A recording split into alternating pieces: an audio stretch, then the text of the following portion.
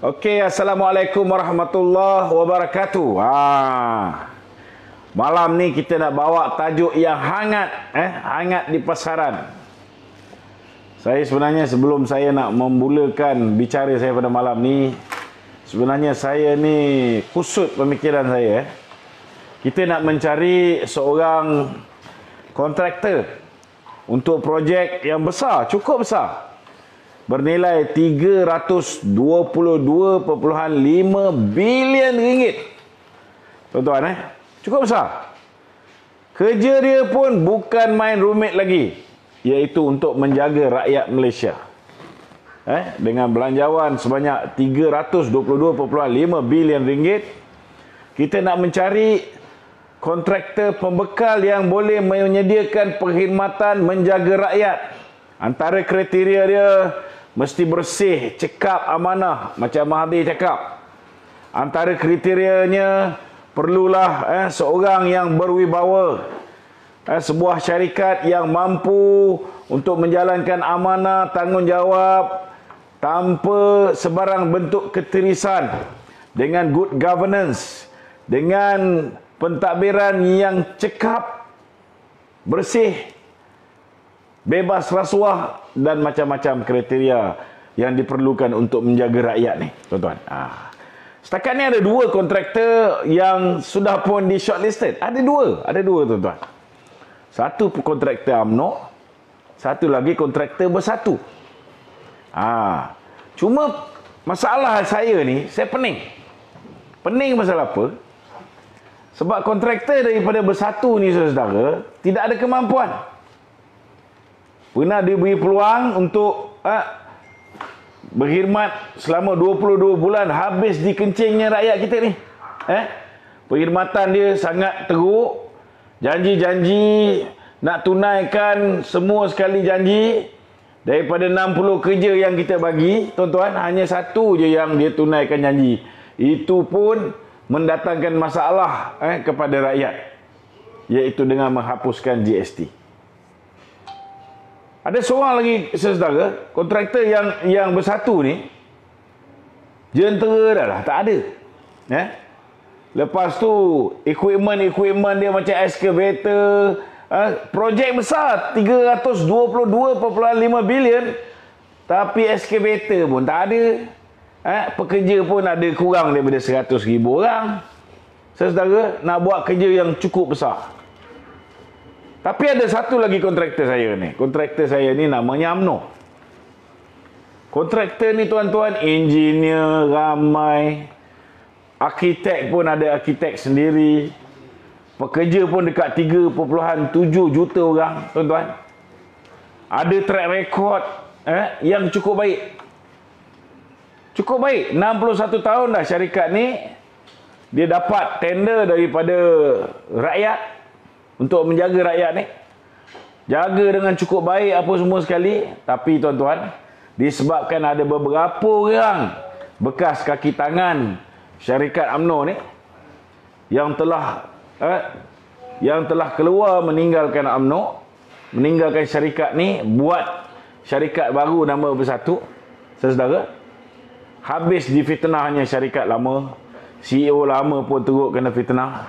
Last sekali, tuan-tuan, masa kita award siapa yang nak meneruskan kerja-kerja pembekalan kepada rakyat Malaysia ni, pembekalan perkhidmatan, 2014 syarikat UMNO ni telah kalah.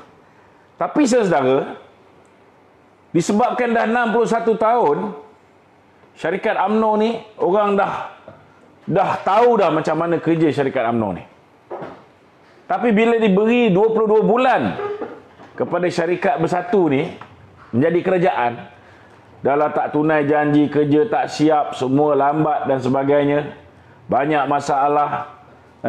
Saudara, akhirnya, tuan-tuan, hari ini Board of Director yang akan memutuskan siapa yang bakal mengambil alih semula syarikat ni, kerja-kerja menyediakan perkhidmatan pada rakyat. Ramai di antara Board of Director telah bersetuju kita nak ambil balik syarikat UMNO ni untuk berkhidmat kepada rakyat. Tapi malangnya tuan-tuan, kami ada masalah. Masalah kami, saudara, ialah syarikat UMNO ni, dia dah hilang keyakinan nak menjadi Menkon. Dia nak jadi subkon kepada syarikat bersatu ni. Sedangkan syarikat bersatu ni tuan-tuan, satu apa pun tak ada. Excavator pun tak ada, jentera pun tak ada, engineer pun tak ada, arkitek pun tak ada. Syarikat UMNO ni semua ada. Tapi dia lebih seronok nak jadi subkon kepada syarikat yang bernama Bersatu ni. Jadi saya pening kepala tuan-tuan. Ini benda yang saya tak tahu apa benda nak jadi. Kalau tuan-tuan lah jadi pada rakyat ni, tuan-tuan menjadi rakyat yang nak memilih kontraktor ni, kita nak pilih kontraktor yang mana satu tuan-tuan menjadi Menkon. Sedangkan kontraktor UMNO ni dia lebih selesa jadi subkon kepada syarikat bersatu yang gagal menjayakan tugas-tugas yang kita award pada dia. Tak ke pening tuan-tuan. Itulah kisah bagaimana saya pening lalat hari ni nak memikirkan macam mana syarikat yang kontraktor berwibawa ni kita nak bagi jadi Menkon, tapi dia lebih selesa nak jadi subkon kepada syarikat yang terang-terang tuan-tuan gagal menjalankan tanggungjawab dia bila kita bagi kuasa pada mereka 22 bulan. Tuan-tuan fikir. Jadi hari ni kita masuk dalam sesi soal jawab. Tuan-tuan boleh tanyalah apa yang tuan-tuan nak tanya, boleh tanya di ruang komen Facebook ini. Dan bagi mereka-mereka yang masih lagi bertanya saya, yang ini saya tak boleh nak cakap apa tuan-tuan. Penat saya nak menjawab. Ada yang tanya kenapa post gambar-gambar lucah. Saya nak beritahu, Facebook Lokman Nur Adam bukan lagi Facebook yang saya boleh kawal. Ianya telah dihack. Dihack tu maksudnya telah digodam. Maknanya apa yang dipost kat dalam Facebook tersebut, saya tak boleh padam dan saya pun tak boleh post dalam Facebook tersebut. Kalau saya boleh post dalam Facebook tersebut, boleh live menggunakan page Lokman Nur Adam, tak adalah saya pakai page yang tak ramai follower ni tuan-tuan. Ini nak kena faham. Jadi janganlah tanya saya lagi kenapa saya post gambar-gambar lucah. Saudara, bukan saya yang post. Takkanlah saya ni bodoh sangat nak keluarkan gambar-gambar lucah ni. Dulu video Azmin dengan Haziq pun, walaupun saya ada semua sekali video-video tu, itu pun saya tak post kepada tuan-tuan. Saya cuma bagi kepada pakar forensik di United Kingdom, Birmingham, dan saya juga bagi kepada pakar forensik video di Jakarta, Indonesia. Dua pihak je yang saya bagi. Jadi saya memang tak boleh mengawal Facebook Lokman Nur Adam. Jadi minta semua sekali beritahu dengan kawan-kawan, follow dan subscribe ataupun letak see first kepada page baru saya Lokman Adam. Lokman Adam ada dua, satu Facebook biasa, satu page. Kalau nak dapat maklumat cepat, follow page Lokman Adam. Itu je. Okey, silakan Wan, ada soalan apa-apa? Okey Tok. Okey. Sementara tu Abeh tolong tengok kalau ada soalan-soalan daripada netizen. Okey? Okey Tok. Silakan. Setakat hari ni Tok. Ya. Setakat hari ni Akau Umbi ni masih keliru lagi dengan apa ni? Orang kata kenyataan yang dibuat oleh Barisan Nasional semalam. Okey. Mengatakan bahawa Barisan Nasional tidak minta IPN. Ya. Tapi dalam masa yang sama dia kata dia tidak akan bertanding di kawasan PN. Dia tak mau bertembung dengan alasan PAS tu ada dalam PN. Apa kaitan ni? Okey, dia macam ni. Untuk makluman saudara, hari ini Parlimen di Malaysia ni ada 222 kawasan parlimen. Okey. Dalam pilihan raya yang lepas, Barisan Nasional. Siapa Barisan Nasional ni? Barisan Nasional pada pilihan raya lepas adalah UMNO, MCA, MIC, parti-parti di Sabah, parti-parti di Sarawak yang berada di dalam Barisan Nasional. Ada 14 parti komponen. Tetapi selepas pilihan raya, gerakan telah tinggalkan kita dan parti-parti lain di Sabah Sarawak juga banyak yang telah meninggalkan kita. Okey. Di Sarawak mereka membentuk sebuah pakatan yang dipanggil GPS. GPS. Di Sabah sekarang ni dia ada apa? GBS.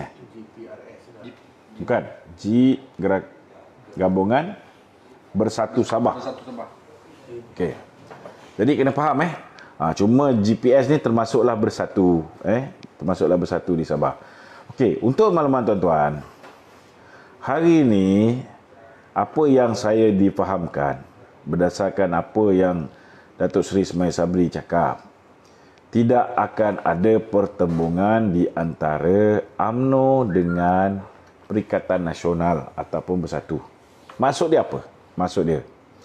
Maksud dia tuan-tuan, dalam pilihan raya yang akan datang, 222 kawasan parlimen ini akan diagihkan.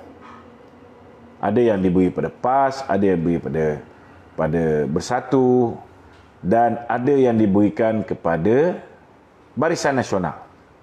Okey, buat masa ini ada lebih kurang 81 hingga 84 kursi yang dicadangkan nak diberikan kepada Barisan Nasional. Maksudnya daripada 84 kursi tu, tuan-tuan, yang milik UMNO ni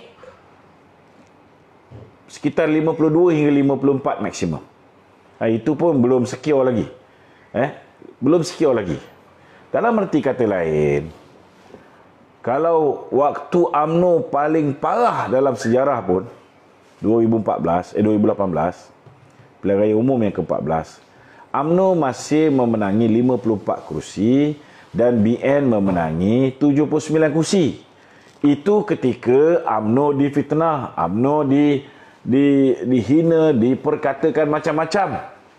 Tetapi selepas kita berjaya memenangi hati rakyat, apabila rakyat sudah menyesali mengundi Parti Pakatan Harapan yang jelas, kita boleh lihat bahawa mereka ni tidak menunaikan janji dan sebagainya, maka akhirnya tuan-tuan, ramai di antara rakyat yang sebelum ini menyokong Pakatan Harapan telah kembali menyokong Barisan Nasional. Apa bukti dan dalilnya?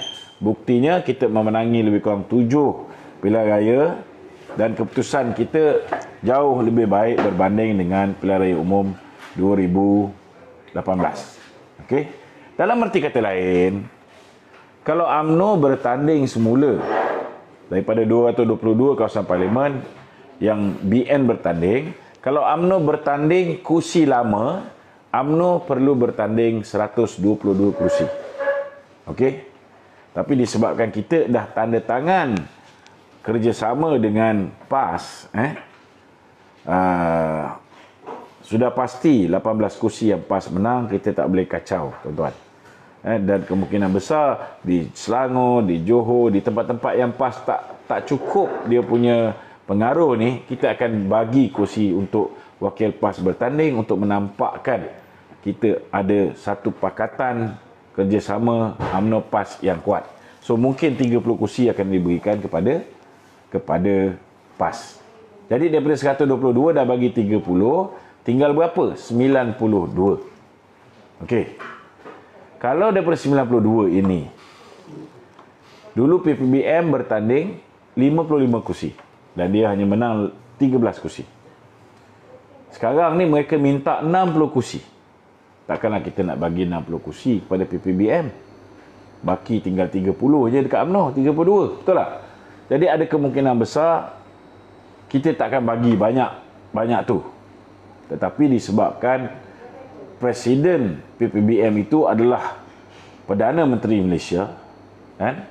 Walaupun dia seorang Perdana Menteri yang dia punya parti cuma memenangi 13 kursi, tapi kalau UMNO bersetuju untuk bekerjasama dengan PPBM untuk pilihan raya akan datang, maka jumlah kursi yang nak diberikan kepada UMNO lebih kurang dalam 81 kursi BN, dan daripada 81 kursi ataupun 84 kursi ni, hanya sekitar 52 hingga 54 kerusi yang akan UMNO dapat. Maknanya PPBM akan bertanding 40 kerusi.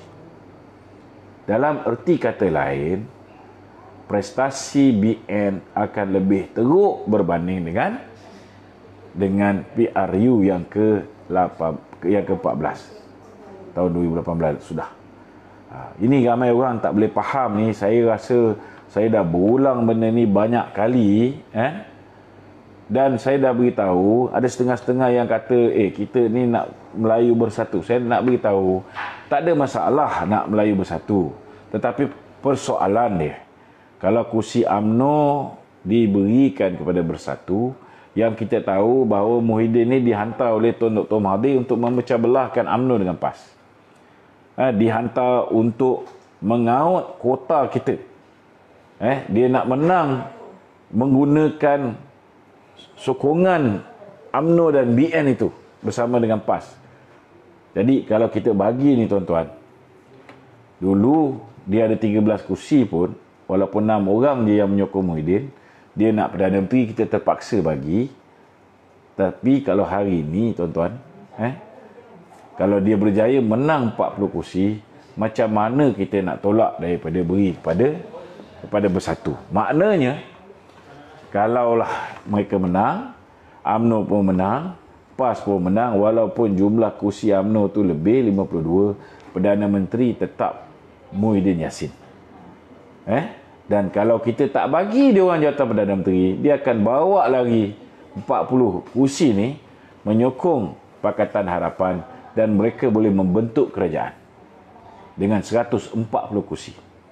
Kalau katalah mereka apa dipanggil, boleh tarik Hishamuddin contohnya, dan beberapa orang lagi, 8 orang, mereka ada 148 tuan-tuan, mereka boleh ubah perlembagaan, boleh buang Raja-Raja Melayu, mereka boleh tukar perlembagaan, malah mereka boleh buat persepadanan semula, menambah jumlah kerusi.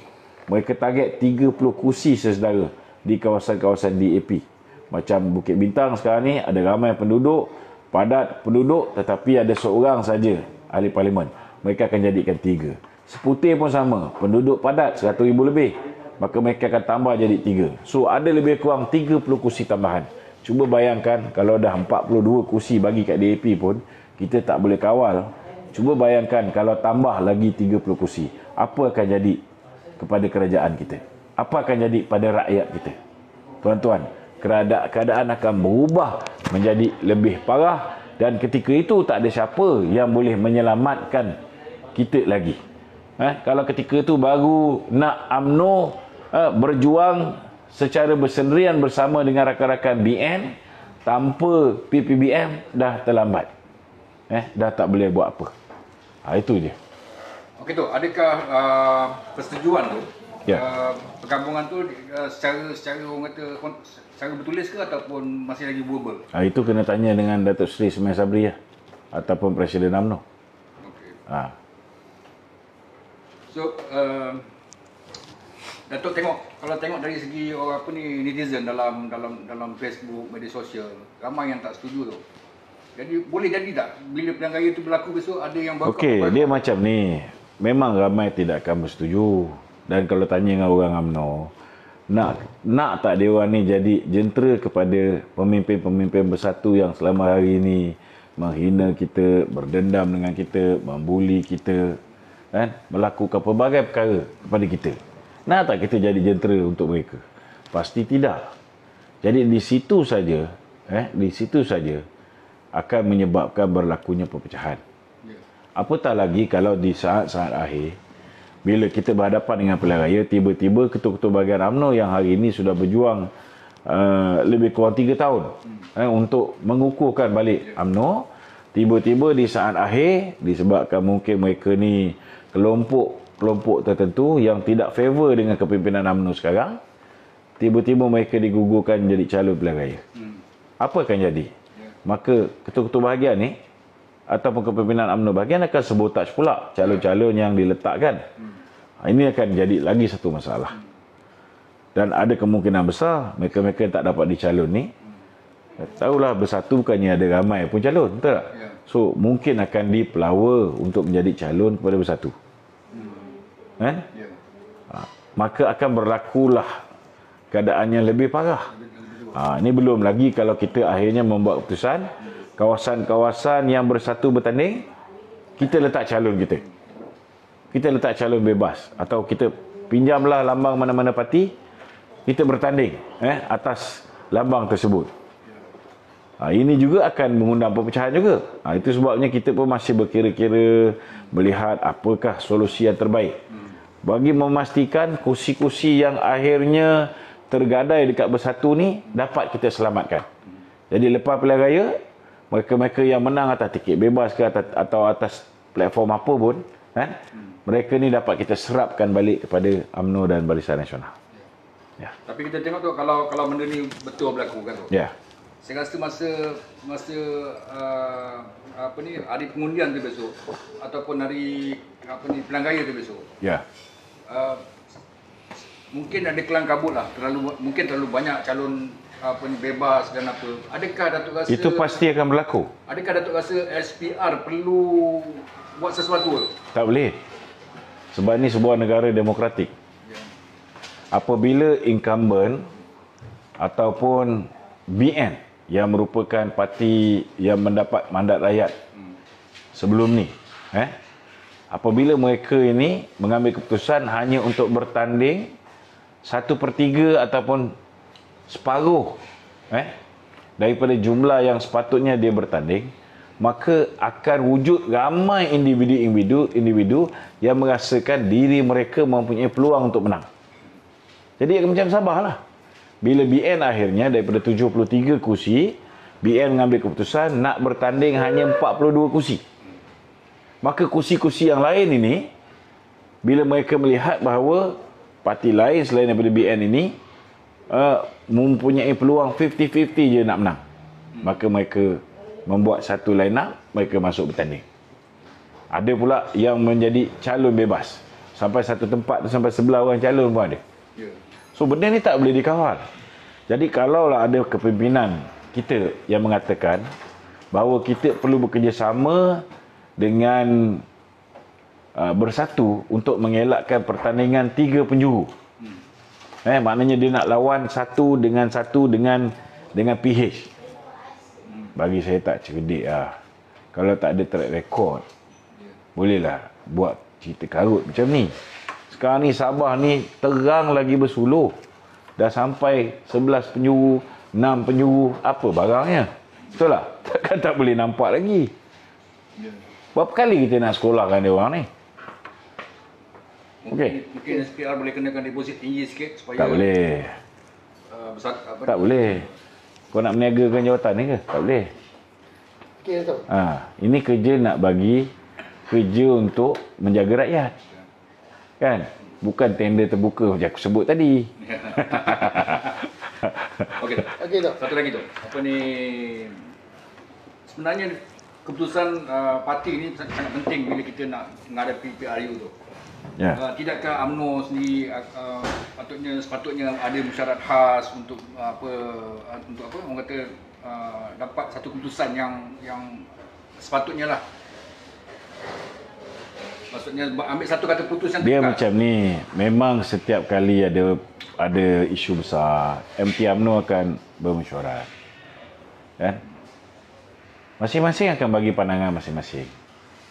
Tetapi kalau majoriti daripada ahli mesyuarat itu selesalah dengan PPBM, maka bagilah cadangan apa pun. Kan? Dia orang tak dengar punya. Betul tak? So, habis apa sepatutnya kita nak kena buat demi solusi yang terbaik lah. Solusi terbaik, kita tunggu je. Kita doa semoga Allah Ta'ala buka hati pemimpin-pemimpin UMNO ni supaya sedar bahawa kerjasama dengan musuh yang nak membunuh kita ni kerja gila.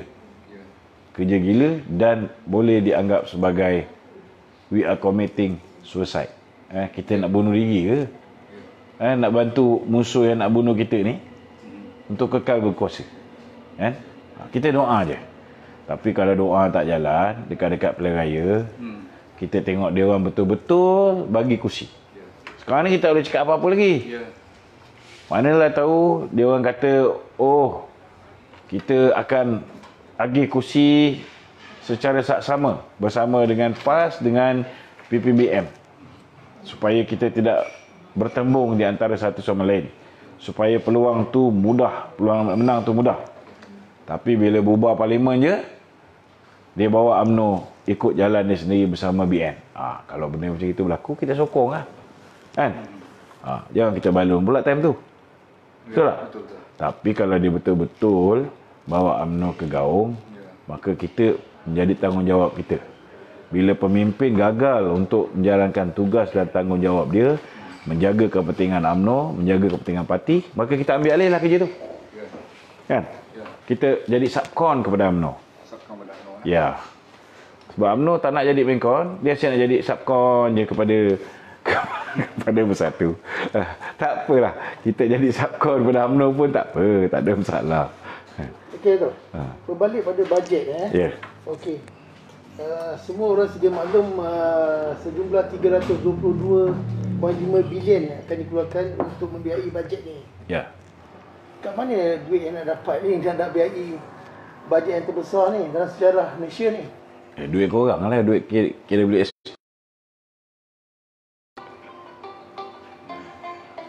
Dari segi rasional je Datuk, adakah kerajaan Malaysia perlu buat pinjaman luar untuk membiayai ini? Dia macam ni.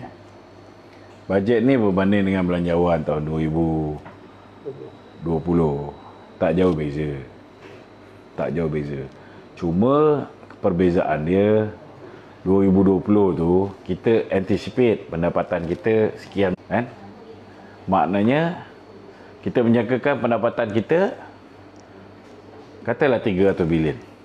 Betul? Yes. Kali ni belanjawan ni kita dah boleh tahu bahawa pendapatan kita akan kurang. Sebab pendapatan yang diunjurkan untuk tahun 2020 pun tak kesampaian. Akibat daripada berlakunya PKP daripada bulan 3 sampailah sekarang. Jauh beza dia punya tu. Jadi memang akan ada kaedah-kaedah yang bakal digunakan untuk cover balik kehilangan pendapatan ni. Macam dulu zaman Pakatan Harapan, banyak yang dia orang buat, dia jual aset. Betul tak? Itu sebabnya penting untuk negara ditadbir oleh orang yang ada pengalaman. Macam Datuk Najib. Ada pengalaman macam mana nak diversify our source of income, mempelbagaikan sumber pendapatan. Ada pengalaman macam mana nak bawa masuk foreign direct investment.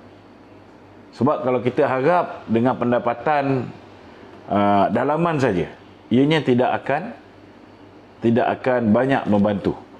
Itu sebabnya bila kita nak keluarkan duit KWSP kita, kan? Kita tak boleh keluarkan duit KWSP kita. Dia kencingnya kita. Dia kata dia nak benarkan kita keluar 8.2 juta orang untuk keluarkan duit KWSP. Kan? Tapi hari ni baru dapat tahu. Rupa-rupanya mereka yang dibuang kerja selepas bulan 3 saja yang boleh keluarkan. Maknanya dia kencing pemimpin BN satu hal, dia kencing rakyat. Kan? Dia kata dia nak bagi blanket approval. Maknanya semua orang 8.2 juta ahli KWSP. Macam mana kamu baru je dilantik jadi Menteri Kewangan, kan? Kalau macam Muhyiddin menipu ni, kita tahu memang bangsa menipu, kan? Ini Menteri Kewangan ni baru je, baru 9 bulan jadi Menteri Kewangan, dah menipu rakyat. Jadi apa nasib rakyat kalau dia ni terus jadi Menteri Kewangan? Kan? Masalah. Sama juga dengan moratorium. Kita minta supaya diberikan moratorium secara automatik kepada semua selama 6 bulan. Rupa-rupanya tuan-tuan, kan? Announcement dibuat 26 hari bulan 11. Moratorium tu bermula daripada Oktober, November. Kalau siapa yang mohon moratorium, kalau dapat, Kalau dapat.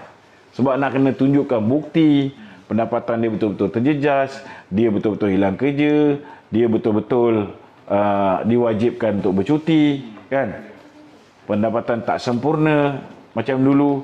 Ada bukti tu, baru dia boleh dapat. Itu pun hanya untuk bulan 12. So, apa benda ni? Kan? Patutnya, kamu umum 26 hari bulan 11, rakyat memohon, ya, kalau dapat, maka bulan 12, bulan 1, 2, 3, 4, 5. Kita minta 6 bulan. Jadi, kalau ikut perkembangan terkini, sewajarnya BNBBC mengotakan janji untuk tidak memberikan sokongan kepada belanjawan ni. Hari ni dah nampaklah tanda-tandanya. 105 orang je yang pergi keluar mengundi. Jangan ingat. Ni pun boleh berlaku dalam pilihan raya akan datang.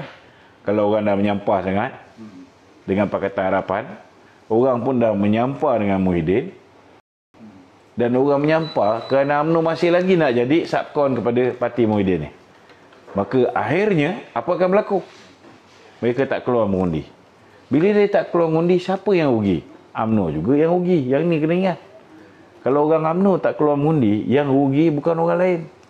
Yang rugi UMNO. Kerana tempat yang UMNO boleh menang selesa, kemungkinan besar jatuh ke tangan Pakatan Harapan. Kemungkinan besar jatuh ke tangan Bersatu. Benda ni kena ingat. Okey tu. Moratorium. Yang mana B40 ada yang patut dapat, tak dapat. Yang mana betul-betul susah. Yang pernah yang ada hutang di bank, dia dah disebabkan daripada bulan 3 tu tak boleh kerja dan sebagainya. Maka ada di antara mereka ni yang betul-betul susah, yang dia punya pendapatan terkesan tidak macam, tak normal macam biasa, semenjak daripada mula Pakatan Harapan memerintah. Maknanya hutang dia ni, bank arrears dia sangkut confirm lebih daripada 2 bulan. So kalau dia punya hutang bank, hutang kereta, hutang rumah, hutang premis perniagaan ataupun hutang bank rakyat, loan peribadi lebih daripada 2 bulan, dia tak layak untuk mohon moratorium. Moratorium yang pertama tu pun dia tak layak. Apatah lagi moratorium yang kedua, yang 26 hari bulan baru umum, tapi bermula daripada bulan 10 dengan bulan 11. Apa kejadah ini? Orang susah bro kat bawah ni. Orang susah. Hari ni ada yang bocak tunjuk duit ada RM28 dalam bank. Kereta diterima untuk diperbaiki, untuk dicat sebelum bulan Februari. Datang-datang PKP, dia tak boleh keluar rumah. Tak boleh keluar rumah, macam mana nak bekerja? Digagahkan juga dia bekerja seorang-seorang. Kena saman pula. Sebab langgar ke PKP. So macam mana nak bantu orang macam ni? Sikit-sikit kita boleh tolong lah. Tapi kalau dah beribu orang minta tolong, macam mana nak tolong? Betul lah. Kita pun kadang-kadang memerlukan bantuan juga. Bukan rakyat biasa je kena tolong kan? Mana nak buat? Betul. Ini sambungan pada moratorium tadi. Sambungan pada moratorium. Anak-anak muda kita tu. Ya. Dia banyak yang rasa diorang rasa kecewa tu. Sebab kebanyakan pada diorang ni yang beli motor, beli apa, dia pada credit finance tu. Betul. Pada bank. Ada yang beli pada loan pada kedai motor. Yang mana ambil loan dengan bank, ada juga moratorium. Yang ambil hutang dengan kedai, finance company, tak ada. Bukan setakat finance company, AIM pun tak ada. Sebab AIM dia kena bayar juga interest dia apa semua sekali. Sebab dia juga meminjam duit. Betul tak? Jadi anak-anak muda ni yang kerja-kerja di space yang tak boleh kerja lagi. Ya. Kemungkinan besar akan di senarai hitam lah tu. Memang orang bankrupt ni akan meningkat dengan sangat mendadak. Ya. Macam mana cara tu? Cara dia senang je, tukar kerajaan. Kita tak boleh ada kerajaan yang bodoh. yang melakukan PKP sedangkan tak perlu dilakukan PKP. Kerana nak menyelamatkan kerajaan Muhyiddin ni, yang tak perlu keluar, yang patut boleh pergi kerja, tiba-tiba tak dibenarkan keluar rumah. Cuba kau tengok PKP pertama dengan PKP sekarang. PKP sekarang, kita boleh keluar, boleh pergi kedai, satu kereta boleh 3 orang. Tapi jumlah angka yang dia tulis 2,000 orang. Dulu angka setakat 20, 30. Tapi satu Malaysia dia lock up. Tak tenang namanya ni. Betul tak? Kita tanya kenapa tak wajibkan mask dulu? Kan? Dia kata kita tak boleh nak wajibkan mask sebab orang-orang yang susah tak mampu beli mask. Apa barang ni bagi jawapan macam ni? Sekarang mampu. Lepas 6 bulan, 7 bulan kena seksa duduk kurung dalam rumah, tiba-tiba rakyat yang susah tak mampu beli mask tu dah boleh mampu beli mask. So, mana logiknya benda ni? WHO dah sarankan awal, walaupun WHO ni pun bukan semuanya betul. Kan? Banyak benda tak betul. Tapi WHO tu pun sendiri mengatakan bahawa penggunaan mask itu penting. Dia boleh membantu untuk mengurangkan penyebaran wabak ni. Tak nak pula dia ikut. Kan? Bila dia dah tenang, orang dah panggil abah engkau, kan? Baru dibenarkan kita keluar rumah boleh pakai mask pula. Kita balik pada bajet ya. Tak ke kerajaan Pakatan Nasional ni dia bimbang juran defisit bajet yang besar ni jika dibandingkan income ni. Dia tak takut ke yang kita akan jadi macam negara-negara yang seperti Greece ke. Dan bila defisit banyak, dia perlu buat pinjaman. Dia tak kira lah dia pinjam dari BSP ke, dia pinjam dari luar ke. Dia still kena membiayai benda ni. Okey. Kerajaan Pakatan Nasional langsung tak ada kebimbangan ke dengan income yang kita tak ada ni.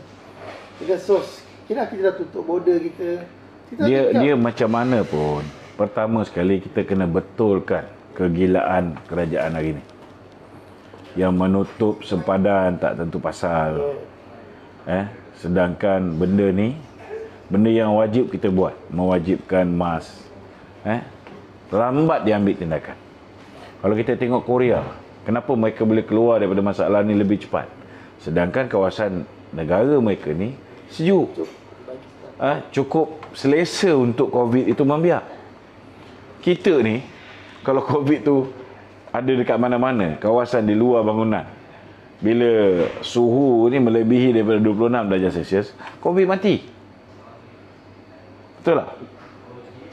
Patutnya kita ni recover lebih cepat berbanding dengan negara seperti Korea. Tapi kenapa tidak berlaku begitu? Jadi benda ni kena tukar. Dan kita dah ada banyak success story negara-negara lain yang sepatutnya kita cedok, kita guna pakai untuk kita menghasilkan solusi terbaik yang mesra ekonomi. Yang boleh memulihkan ekonomi. Meminjam ni saya minta maaf cakap lah. I beg to differ lah. Suka tak suka, kerajaan kena meminjam. Lebih-lebih lagi dalam keadaan sekarang. Kerajaan memang kena pinjam. Tapi apa yang dibuat oleh Pakatan Harapan 2.0 ni tak cukup. Maknanya sepatutnya dalam keadaan hari ni, kita punya belanjawan ni bukan hanya setakat 14 bilion lebih daripada tahun lepas. Sepatutnya dia lebihkan 50 bilion. Itu sebabnya Datuk Seri Najib, dia tahu okey kita dah banyak pinjaman akibat daripada bagi si Doraemon tu menjadi Menteri Kewangan. Daripada 686.8 bilion, lebih kurang dalam 50.8% kita punya kadar hutang 2017. Bila diambil alih oleh Doraemon habis rosak. Dah cecah 1 trilion. Dah jadi sama macam apa yang diorang bohongi sebelum ni. So dah terlalu banyak. Jadi bila dah terlalu banyak, itu sebab Datuk Seri Najib dia bagi satu solusi yang kita tak perlu pinjam banyak. Apa solusi dia? Nombor 1, kita inject stimulus package. Tapi bukan pakai duit rakyat. Bukan pakai duit kita. pakai duit rakyat. Macam mana cara dia? Kita bagi moratorium.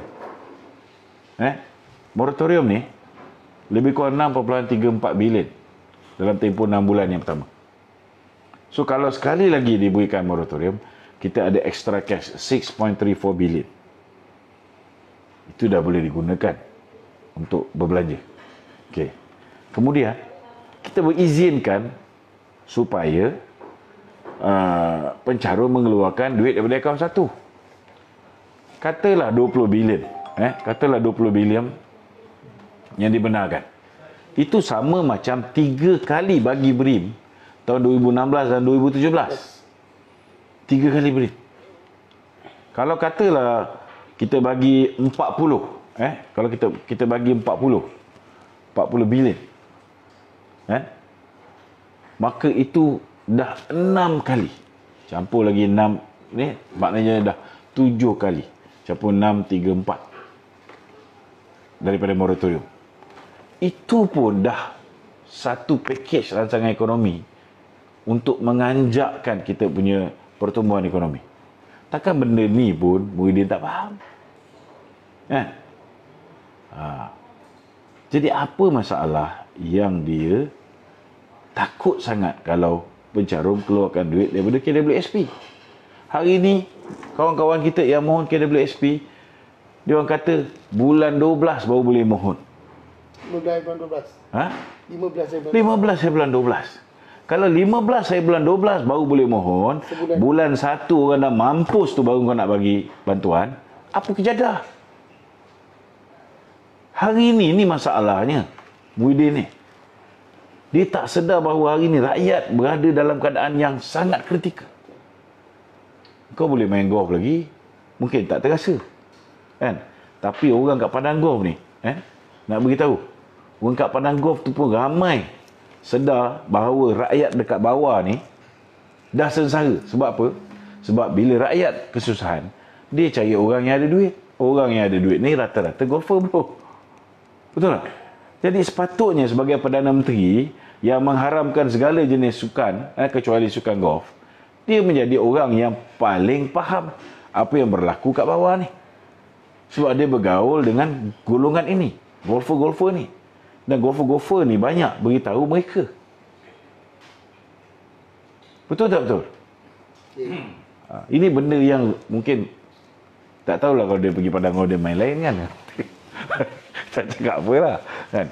Sepatutnya itulah masanya dia nak bertanya dengan golfer-golfer ni, macam mana keadaan kau punya meniaga, kau punya ni, kau punya tu kan. Ini balik-balik Vincent Tan juga yang dibawa pergi main golf. Dulu tak ada dalam senarai golfer dia, sekarang dah ada Vincent Tan. So macam mana?